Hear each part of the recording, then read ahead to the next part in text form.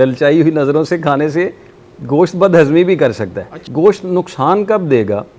जब हम over eating करेंगे, सही है। जब हम ज़रूरत से ज़ायद जो है वो पेट भर भर के खाएंगे। जानवर के कुछ ऐसे मखसूस हिस्से थे जो आक़ा करीम अलैहिस्सलाम को बहुत ज़्यादा पसंद थे, जैसे दस्ती का गोश्त है, अच्छा, बाजू का गोश्त होता है, बकरे या भेड़ का जो बाजू का गोश्त होता है वो आपको बहुत ज़्यादा पसंद था। जो लोग सारा साल ही गोश्त खा रहे हैं, यार 3 दिन अल्लाह ने आपको सारा साल गोश्त खाने के लिए दिया है, इन दिनों में उन लोगों का ज़रा थोड़ा ख्याल कर लें कि जिन तक गोश्त नहीं पहुंच सका है। कुर्बानी का गोश्त हज़म कैसे करना है ये नुस्खे ना तलाश करो। अच्छा। कुर्बानी का गोश्त बांटना कहाँ कहाँ पे है ये रास्ते तलाश करो। पकाने के बाद छोटे छोटे रोटी के पीस कर लें, वो पीस इस सालन के अंदर मिक्स कर दें। अच्छा, ठीक है, फिर इसको हाथ के साथ खाएं, चम्मच या कांटे से नहीं खाएं। कुर्बानी का गोश्त खाने में ज़रा सी बेहतियाती आपके लिए नुकसानदेह भी हो सकती है। हम तिब्बे नबवी की रोशनी में जानेंगे कि कुर्बानी के गोश्त को दरअसल बनाना कैसे है और फिर खाना कैसे है। हमारे साथ मौजूद हैं हकीम मुजम्मल हुसैन आरिफ, उनसे गुफ्तगू करते हैं। अच्छा बताइएगा कि कुर्बानी का जो गोश्त है ये हुजूर नबी पाक सल्लल्लाहु अलैहि वसल्लम कैसे तैयार फरमाते और फिर खाते कैसे थे? रसूल अकरम सल्लल्लाहु अलैहि वसल्लम नूरे मुजस्सम, आप गोश्त को बड़े महदूद मिकदार में खाते थे। अच्छा, मतलब बहुत ज़्यादा पेट भर के नहीं खाया करते थे। गोश्त आपको बहुत पसंद था। अच्छा, लेकिन जब भी गोश्त आप तनावल फरमाते तो जो मुख्तलिफ रवायात में उलमा ने बड़ी अच्छी हमारी इस्लाह फरमाई हुई है, आप किसी सब्ज़ी के अंदर मिक्स करके गोश्त खाते। अच्छा, गोश्त को अकेले गोश्त को नहीं खाना, किसी चीज़ में खा सकते हैं, अकेला गोश्त खा सकते हैं, उसमें कोई ममानत नहीं है। आप अकेला भी गोश्त तनावल फरमाते, बल्कि गोश्त के जानवर के कुछ ऐसे मखसूस हिस्से थे जो आक़ा करीम अलैहिस्सलाम को बहुत ज़्यादा पसंद थे। अच्छा, वो कौन से थे जी? जैसे दस्ती का गोश्त है, अच्छा, बाजू का गोश्त होता है, बकरे या भेड़ का जो बाजू का गोश्त होता है वो आपको बहुत ज़्यादा पसंद था। सही है। और आप सालन में से वो निकाल निकाल के बड़ा खुश हो गए आप उसको तनावल फरमाते थे। सही है। और एक कद्दू शरीफ के साथ गोश्त आप बहुत पसंद था आपको, मतलब आप गोश्त और कद्दू शरीफ का मिक्स सालन आ जाता तो आप उसमें कद्दू शरीफ तलाश करके जो है वो खा रहे होते थे। सही है। एक सहाबी रसूल आप फरमाते हैं कि मैंने जब नबी पाक सल्लल्लाहु अलैहि वसल्लम को इस तरह से खाना खाते देखा तो उसके बाद फिर मुझे कद्दू शरीफ से बड़ी मोहब्बत हो गई, मैं फिर उसी निस्बत के साथ। तो मतलब कि हमें आज भी ये जो ईद की खुशियाँ हैं इनको रसूल अकरम सल्लल्लाहु अलैहि वसल्लम की सही सुन्नत मुबारका को अपनाते हुए जो है वो अपने अमल में रखना चाहिए। तो इसमें फ़ायदा ही फ़ायदा है, नुकसान नहीं है। गोश्त नुकसान कब देगा? जब हम ओवर ईटिंग करेंगे, सही है, जब हम ज़रूरत से ज़ायद जो है वो पेट भर भर के खाएंगे। दूसरा, अक्सर ऐसा होता है कि हमारा पेट भर जाता है लेकिन आंखें नहीं भरती। बिल्कुल, खाना खा भी लिया, टेस्ट उसका अच्छा होता है, जायका अच्छा, तो लोग कहते हैं जी खाते फिर हम ललचाई हुई नज़रों से जब गोश्त को देखते हैं तो फिर वो बदहजमी कर देता है, वो फिर हाजमा। ये बड़ी एक बात है, ललचाई हुई नज़रों से खाने से गोश्त बदहजमी भी कर सकता है। अच्छा, कि आपका पेट भरा हुआ है, तलब नहीं है, लेकिन आप फिर भी पेट भर भर के खाना खा रहे हैं, तो उसकी वजह से गोश्त में ख़राबी नहीं है। हाँ, चंद एहतियात ऐसी हैं जो हमें ईद के दिनों में करनी चाहिए। जो सारा साल हमें गोश्त मिलता है वो एक बाकायदा जो प्रोफेशनल लोग होते हैं उनसे बना हुआ मिलता है, और उसमें कुर्बानी की अलाइशें होती हैं, गोश्त की जो अलाइशें होती हैं, उनको जो है वो साफ़ सुथरा करके आप तक पहुंचाया जाता है। अगर वो स्लाटर हाउस में सफाई का एहतमाम मौजूद है तो ईद के दिनों में कारीगर लोग भी ज़िबा कर रहे होते हैं और नॉन कारीगर लोग भी ज़िबा कर रहे होते हैं। अच्छा, ये भी एक वजह है। ये भी एक वजह है। अक्सर लोग कहते हैं कि जब हम कुर्बानी का गोश्त खाते हैं तो उसमें एक अजीब सी स्मेल आती है। हाँ बिल्कुल, कुर्बानी के दिनों में जो कुर्बानी का गोश्त खाया जाता है तो उसकी वजह से फिर हम उस तरह से भरपूर नहीं खा जाते हैं। उसकी एक वजह सिर्फ उसकी सफाई सुथराई का ख्याल ना रखना होता है कि जब हम उसमें बनावट आती है, बनाने की तरफ आते हैं, बहुत सारे ऐसे पट्ठे हैं जो निकालने होते हैं। सही है। मतलब बहुत सारी ऐसी गदूद हैं जो निकालनी होती हैं, बहुत सारी ऐसी अलाइशें हैं जो गोश्त से साफ़ करनी होती हैं, जो ब्लड होता है उसको सही तरह से साफ़ करना होता है। जब हम इससे बेहतियाती कर लेते हैं तो फिर वो सारी चीज़ें गोश्त में शामिल हो जाती हैं।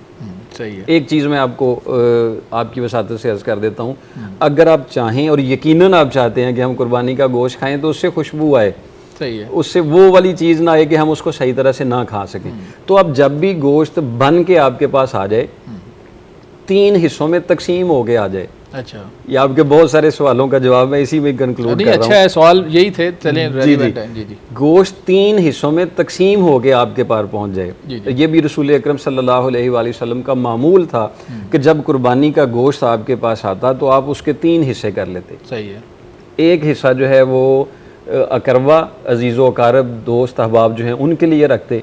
एक हिस्सा जो होता था वो अपने घर के लिए रखते, और एक मुकम्मल हिस्सा जो है वो गुरबा फ़ुकरा में तकसीम कर देते। सही है। कुर्बानी के गोश्त का मकसद तकसीम करना है। जो लोग सारा साल ही गोश्त खा रहे हैं, यार 3 दिन अल्लाह ने आपको सारा साल गोश्त खाने के लिए दिया है, इन दिनों में उन लोगों का ज़रा थोड़ा ख्याल कर लें कि जिन तक गोश्त नहीं पहुंच सका है। सही है। मैं 1-2 जगह पे अर्ज़ की कि कुर्बानी का गोश्त हज़म कैसे करना है, ये नुस्खे ना तलाश करो। अच्छा, कुर्बानी का गोश्त बांटना कहाँ कहाँ पे है, ये रास्ते तलाश करो। हाँ बिल्कुल, ये बड़ी बात आपने की है कि ये इसको तकसीम की तरफ लेकर आए ताकि वो असल जो नेकी है वो वो ज़ाया ना हो सके। कुर्बानी का मतलब कुर्बानी है, आप कुछ कुर्बान करें। कभी ऐसा भी हुआ है कि आपने अपना हिस्सा भी कुर्बान कर दिया हो? हाँ, और ऐसे बहुत सारे लोग हैं। अच्छा, हमारे नाजरीन में से ऐसे मेरे जानने वाले बहुत सारे ऐसे लोग हैं, वो अपना हिस्सा भी नहीं रखते हैं। तो ऐसे दिल बड़े वाले लोग मौजूद हैं और ऐसा होना चाहिए। जिन लोगों ने पूरा साल गोश्त के लिए इतनी तगोदो की, नहीं मिल सका, मटन वैसे ही किसी के दस्तरस में नहीं है, माड़े बंदे की तो है ही नहीं है, ठीक है, तो इन दिनों में हमें उसको तकसीम करना चाहिए। लेकिन जो कुर्बानी का गोश्त बनाने के बाद जो एहतियातें हैं वो करनी चाहिए। आपके गोश्त से उस तरह की हमक ना आए, उसका एक तरीकाकार ये है, गोश्त बन के 3 हिस्सों में तकसीम होके आपका अपना हिस्सा आपके पास आ जाए।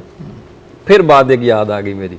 अच्छा, अक्सर औकात हम क्या करते हैं, जब गोश्त बनाते हैं तो उसका गोश्त नहीं बनाते हैं, अच्छा, सीना अपने हिस्से में, दस्ती अपने हिस्से में, हाँ, जो अच्छा, अच्छा गोश्त है हाँ, वो सारा अपने हिस्से में, तो जो बाकी वाली चीज़ें हैं वो बांट देते हैं। तो ऐसा नहीं करना चाहिए। इनको एक ही मेयार में रख के आप उसका गोश्त बनाएं, जिसको पास जितना जाए वो उसकी किस्मत है, उसको जाना चाहिए। और आपके पास भी अक्सर लोग ऐसा कहते हैं, वो पल्ले सल्ले निकाल लेते हैं, कीमा अपने लिए बनाना शुरू कर देते जो है वो रख लिए, वो रख लेते हैं। कुर्बानी का मकसद ये नहीं है, सिलेक्शन नहीं है।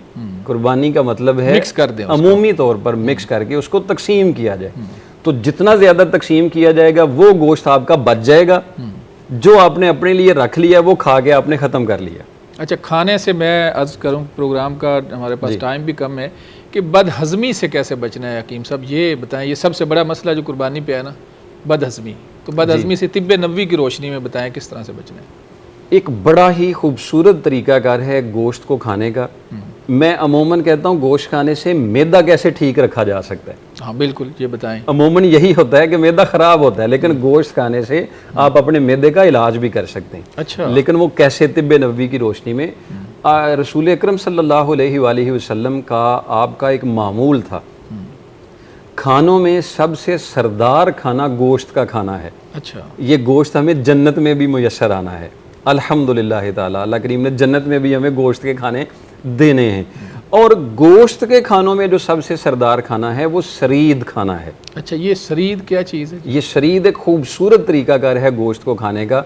वो ऐसा है कि आप गोश्त को पका के तैयार करके सब्ज़ी में मिक्स करके बनाएं, या वैसे शुरू से मैं बता देता हूँ। आपके पास ताज़ा गोश्त आया, उसको पहले 10 मिनट तक थोड़ा खुली हवा में रख दें। अच्छा, उसकी नमी को जो है वो थोड़ा जज़ब होने दें, ठीक है। 10 मिनट के बाद आप उस गोश्त को उसी गोश्त के घी में पकाएं, जो उसकी अपनी चर्बी है, अलहदा से घी इस्तेमाल नहीं करें।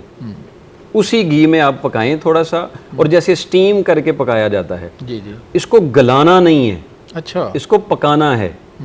गोश्त गल जाएगा तो वो उसके रेशे भी सारे मलाई बन जाएंगे, वो गोश्त आपको फ़ायदा नहीं देगा। अच्छा, गोश्त पका होगा तो उसके रेशे कायम होंगे लेकिन नरम होगा। अच्छा, ये फ़र्क है। गोश्त पका हुआ है, रेशे उसके कायम हैं लेकिन नरम है। गला हुआ है, रेशे भी ख़त्म हो गए हैं। फिर जला हुआ गोश्त जो होता है, जो लग जाता है नीचे, वो भी गोश्त तिब की रोशनी में फ़ायदेमंद नहीं होता है। सही है। 10 मिनट तक उसको रख दें, उसके बाद उसको तैयारी करें। और एक चीज़, ज़ीरा सफ़ेद ले लें, अजवैन देसी ले लें, ज़ीरा सफ़ेद, अजवैन देसी और छोटी इलायची। अच्छा, ये 3 चीज़ें जो है ना वो सफ़ूफ बना के मिक्स करके, ये उस 10 मिनट में जो आपने गोश्त रखा हुआ है ना उसके ऊपर दूड़ दें।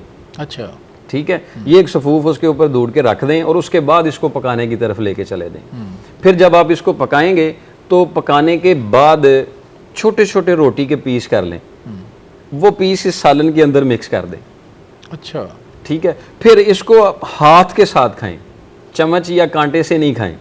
सुन्नत तरीका ये है कि हाथ के साथ इसको खाएं, छोटे पीस लेके खाएं और उसका इतना मज़ा आएगा, इतनी लज्जत आएगी और उसका इतना फ़ायदा आएगा कि वो आपके पेट पर ग्रानी भी नहीं करेगा, बदहजमी भी नहीं करेगा। और इस तरह से गोश्त अगर आप ईद के बाद भी 10-15 दिन में 1-2 बार खा लेते हैं तो वो आपका मैदा ठीक कर देगा इंशाल्लाह। अच्छा, मैं सिर्फ आखिरी पैगाम आपसे लेना चाहूँगा कि ईद के ऊपर कोई आखिरी पैगाम आप देना चाहें सुनने वालों को।